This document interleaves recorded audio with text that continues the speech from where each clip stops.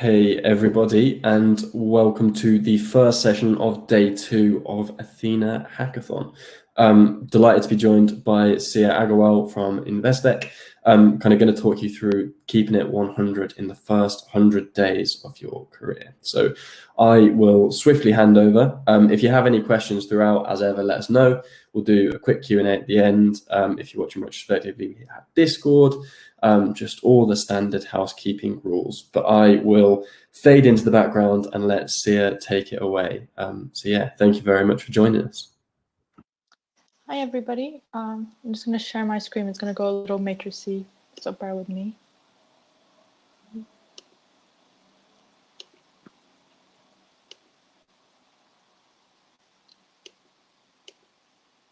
Can everybody see that?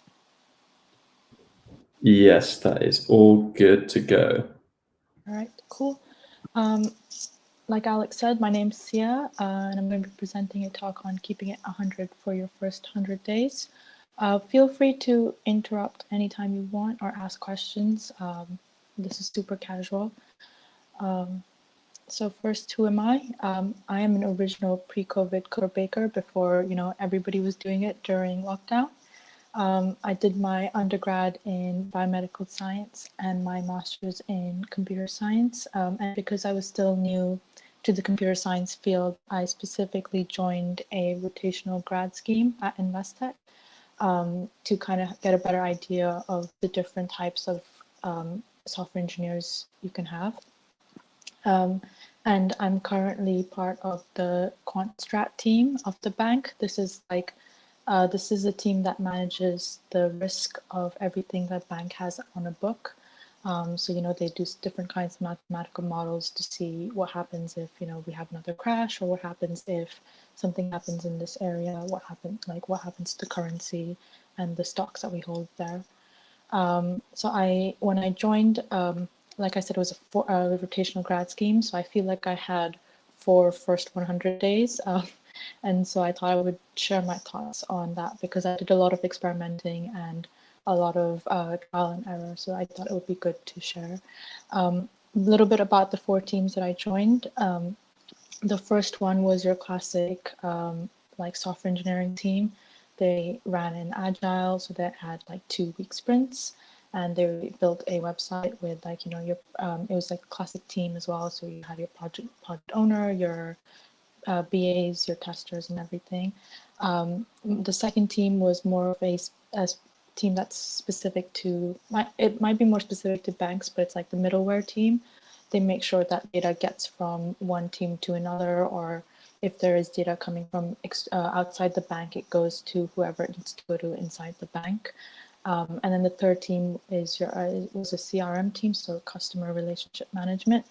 And they just, like the name says, they manage all the data that you have when you're dealing with your clients. And then the fourth team was the quant strat team, which is where I found my home. So without further ado, let's get into it. I think there's been a lot of books and a lot of material already created for your first 100 days. I think when I searched it up, it had just as many results as how to bake a lava cake. So you can tell it's a really popular and possibly overdone topic.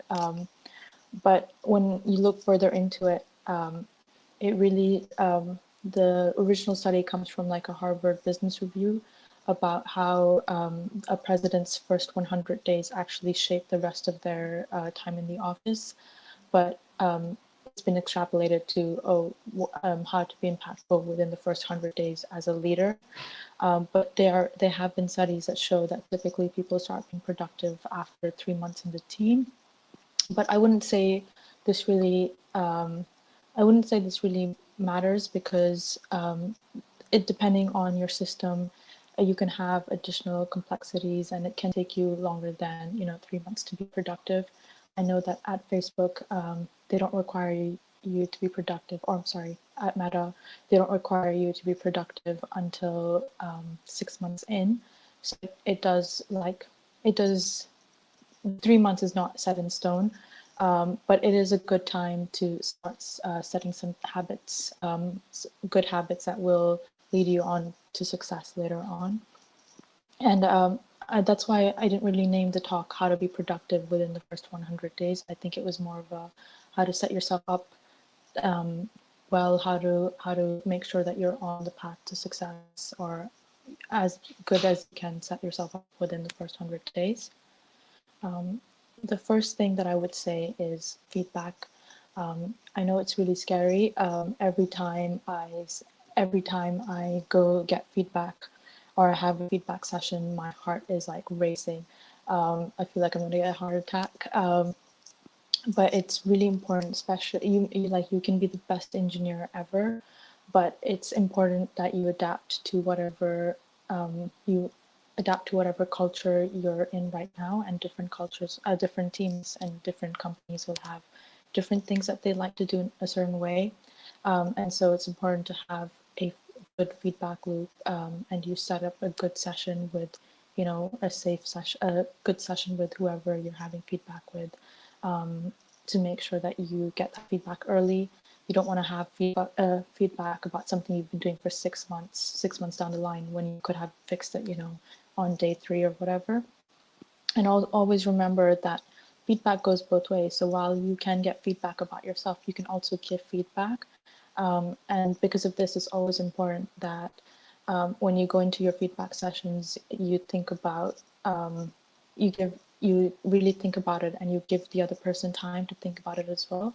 If you've had, goal setting sessions or previous feedback sessions with this person, it might be good to send around like a summary of, hey, this is what we talked about in our previous session. Maybe we can expand on this or whatever. Like you can kind of do prep work for this for the feedback session. The second part to feedback is optimize for faster feedback loops. Like make sure you're getting feedback as fast as possible. So it's this might be actually going around and setting up sessions, or it might just be making sure that everybody knows that you're open to feedback whenever. And also don't be afraid to try different ways of getting feedback. So, whether it's start, stop, continue, or the sandwich approach, like whatever works for you, just don't be afraid to experiment a little bit. And the last thing I would say about feedback is like, it's important to remember who the feedback is coming from. So make sure you think about what context the person is giving it to you from, and whether or not you should take it or not take it, because you can choose not to take feedback. So like it's really important to understand if you should take the feedback or not, and because not all feedback is equal. So obviously, if multiple people are giving the same feedback, then do take it, but keep in mind who's giving the feedback, because you can ask feedback from not just your managers. You can ask for feedback among your peers, or among people who are in other teams. The second thing I would say is write everything down. I had a dump everything here file, which was super ugly, but it is really important that you write everything down, particularly because when you're introduced to a new system, you get introduced to it in bits and bobs, and sometimes those bits and bobs don't make sense in the bigger picture, but eventually, as you learn more, you start building up the whole picture. So it's really important that you write it down in one place, and then that way you can fill in the gaps and then start categorizing that one file into the different parts of the system. And when I say everything, I do mean like screenshots, code snippets, random commands that you think might be helpful or might not be helpful. If you're using it, I would just put it in this file. And then also like different configuration for different environments. I think it's just so important, because you think that if you're using something for a week or so, you'll remember it for the rest of the time in the team. But like your brain is so weird, you can tend to forget it later on. You'll be like, oh, what was this command that I used every single day for 2 weeks? I can't remember it now. So that's why it's like super important to write everything down. The third thing I would say is read PRs. So PRs are pull requests, and They're typically where an engineers can kind of peer review each other's code. And not all teams have PRs. So obviously, this only applies to if you have a PR. And typically, teams will decide on a PR culture. They'll have PR etiquette, if you may, on what can be up for discussion in a PR. So I've seen teams where they often encourage people to ask questions if they don't know, or I've seen teams where it's like, okay, you're only allowed to comment on the logic and you're not necessarily allowed to comment on the style because that should be discussed differently. So it really depends on your specific team, and reading PRs and reading what people comment on it can be really insightful. And it will also teach you about what the code style is within the code base. And also, in addition to that, it gives you an idea on people's specialities. So not just like based on what the person who's written the PR is writing about, but if you notice that one person is always asking about, are you sure this is not null here? Or are you sure that this is safe? Like people will tend to look for the same thing in PRs, which will give you an idea of people's specialities. And that way, when you say that you're stuck on something like a null reference and you don't know where the null is coming from, you can reach out to that person. You be like, hey, like I noticed that you're always really watchful for this. Can you help me find where the null reference is in my code, for example? The other thing that I would suggest, or that really helped me, was bookmarking PRs. So like if I see a PR, if I read a PR about adding a button, for example, I know that, and I know that I will need to add a button, 3 weeks down the line. I'll bookmark the PR. That way, when I get around to the ticket of adding a button, I can go and reference this PR and be like, okay, how did this person do it? What was the general style? And then obviously with PRs, there's diminishing returns. Like you're not going to learn as much from your fifth PR about adding a button as you would from your first. So just be really honest and open with yourself about are you still learning from reading PRs, and are you still, is it still worth the time to read every single PR, or will you like start picking and choosing which PRs you choose to spend time reading? The fourth thing I would say is if it's a new language, it is really important to practice. Yes, your general coding principles, your solids will apply for every single language, but every single language will have its own little syntax, its own little gotchas that are really important that you keep track of. So when I joined, right now I'm a C# developer, but I didn't know any C# when I joined. So I spent at least 3 months. I spent 20 minutes on this website called Code Wars, where they have little problems that you can go and solve in whatever language you want. So obviously I went and solved that in C#. And it's really helpful because it teaches you how to solve something for your specific language. And that would be ideally the fastest way to solve, like the runtime will be the fastest if you solve it in the language specific way, as opposed to if you just did it in a general way. The fifth thing, and probably the thing that I enjoyed doing the most, was I loved building toy versions of the system. So typically when you join a team, especially if it's like an older system, and the code base is gigantic, it's really hard to understand what's going on in the underlying technologies. And you can only learn so much from like looking at different, you can only learn so much by trial and error. So it's really, I found it really helpful, and I also enjoyed it a lot. Like going and building little toy versions for myself. So I mentioned C# earlier. Since I was new to C#, I was obviously also new to all the .NET technologies, and I had to. One of the teams I was in, they built their APIs in .NET Core. So what I did was I went and I built a separate API using .NET Core, and I just learned the general model and how everything kind of fits together. And it was really good for me because then I was able to be faster in the actual. I was able to be faster at work because I kind of had an understanding of how the system worked, and I don't think I could have had that understanding if I hadn't built the toy version. So that's why I really enjoyed building the little mini versions of the system. And these are just some classics. So like first, don't be afraid to engage with senior members of the organization. Of course, this is just, outside of mentorship. I think like depending on who the person is, some will be more engaging than others. But I think it's really important, not just for mentorship, but also for you to understand who you are in the bigger context of the company. And also like it's important so that you start building up a brand for yourself and start building up your network.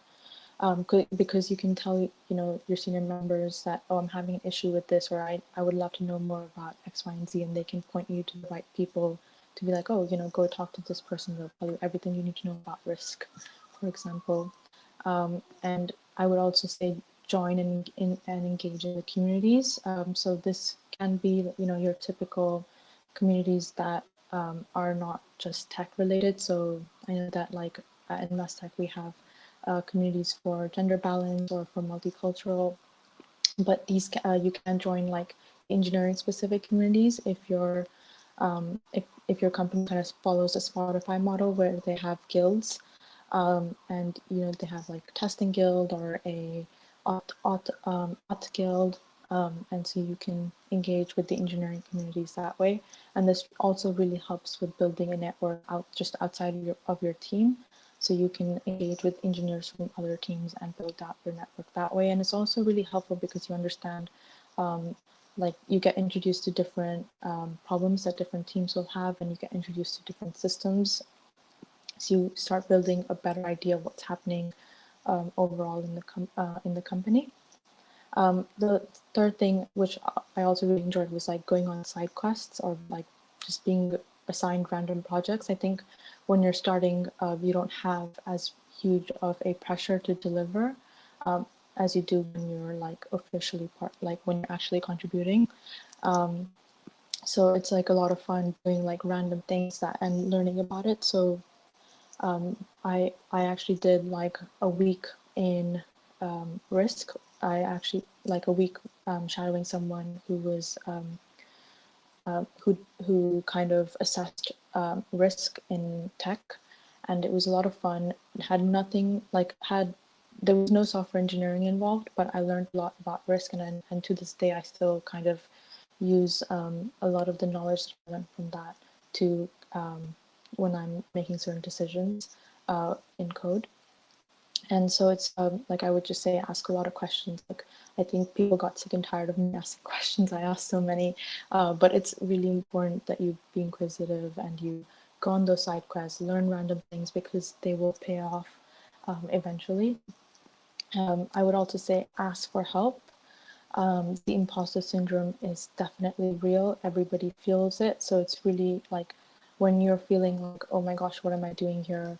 I don't deserve to be here. Like reach out, ask if you feel like you're stuck on something, ask for help. No one expects you to be perfect on the first go or even the second go, or even the third go.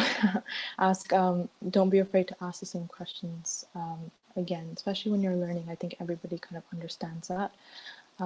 And it's really important to like be honest with yourself, set some goals, be honest about if you're actually making those goals, and be honest about like what do you want from, be honest and active about what you get from your next 3 months or next 6 months in your time at the company, because otherwise you kind of become a passive observer of your own career, and that's not necessarily where you want to be. I mean, it might be, but I just think that I get more out of it when I'm more active and more particular about where I'm heading in the next 6 months or 3 months. And then I just have a bonus slide for remote. Obviously, I ended up rotating during during lockdown. So so two of the teams I joined was actually completely remote. For one of them, I actually haven't met all the members yet. I think I've only met two in person. So I think for remote, there was just a different skill set required, because a lot of the things that you take for granted being in person, being in the office, you have to be more, you have to be more, you have to do those things with intention when you're remote. I think it's really important that you find a buddy within your team, so that's your go-to person for questions. And this can be like all kinds of questions, from like technical to like, oh, how my laptop charger is like broken, how do I fix it? How do I get a new one? So, and this is just your go-to person. Like, I feel like when you're in the office, you just turn around to the person sitting next to you and ask them all these questions, but you can't do that remote. So it's really important that at least for me, I found that it's important for me to find a buddy. And I've also found that I was a buddy for 5 people when they joined Investec, and I found that when people joined remotely, they leaned on me a lot more than when I was a buddy for people who had joined in the office. Again, and going back to a lot of things being taken for granted when you're in person, I feel like you learn a lot passively, or not just passively, you learn a lot without realizing when you're in the office. You know, you overhear conversations, watch people code, not in a creepy way, but you kind of like, you learn a lot just by being in the office, and you don't really get that remotely as much. So I would just make sure that you, like, because your career is a continuous learning journey, I would just make sure that you get in the habit early on to set aside, if you can, of course, learning time for yourself, so that you are, you say that's dedicated learning time. I'm going to be learning X, Y, and Z during that time. And if you need it, like, invite people to your learning sessions to be like, okay, can you help me understand how this aspect of the code works, or how how to do X, Y, and Z. Like, it's, make sure, feel free to make it an interactive session. It just doesn't have to be you watching a video. And the last thing I would suggest is setting up a casual, and it's going to be awkward because this is the first time you meet someone, one-on-one coffee chats or tea chats with the different members of your team. Obviously, if your team is 15 people large, don't set up a coffee chat with 15 people in your first week or so. You would go insane, but have a talk with your manager, and see who you're going to interact on a daily basis, and set some time aside where you talk about non-work related things, just so that you can build some sort of rapport with them. You don't necessarily want your first interaction with someone to be, oh, you've done something wrong, like, oh, you've broken production, and this is how you fix it. Let's fix it together. Like, very famously, I'm sorry, not famously, one of my friends, he was in a team for 2-3 months, and he had only spoken, the only person he had spoken to was his buddy. He had not outside of, like, when I say spoken to, I mean like outside of your standard ceremonies, so outside of stand-up, outside of retros, he had not spoken to anybody else. So he didn't have a personal relationship with anybody but his buddy in the team. And then the team went through a redundancy process, and one of the people that someone from his team who he had not spoken to ended up being the point of person for the whole redundancy process. And it's just one of those where he said, like, I wish I had, set up coffee time earlier, even if it was just the one session with him, so that I had a better rapport with this person, or I knew this person better before we went into the redundancy process. Obviously, that's an extreme example. I hope that doesn't happen to you, but it's just a just an example of why it's important to have, even though it's painfully awkward, coffee chat with everybody on the team. And that's it. Thank you. Feel free to reach out to me on LinkedIn if you want. My name's Sia Agarwal, and I work at Investec. So that should be, there's only one Sia Agarwal working at Investec, so I should be easy to find. So yeah, feel free to reach out and ask any questions.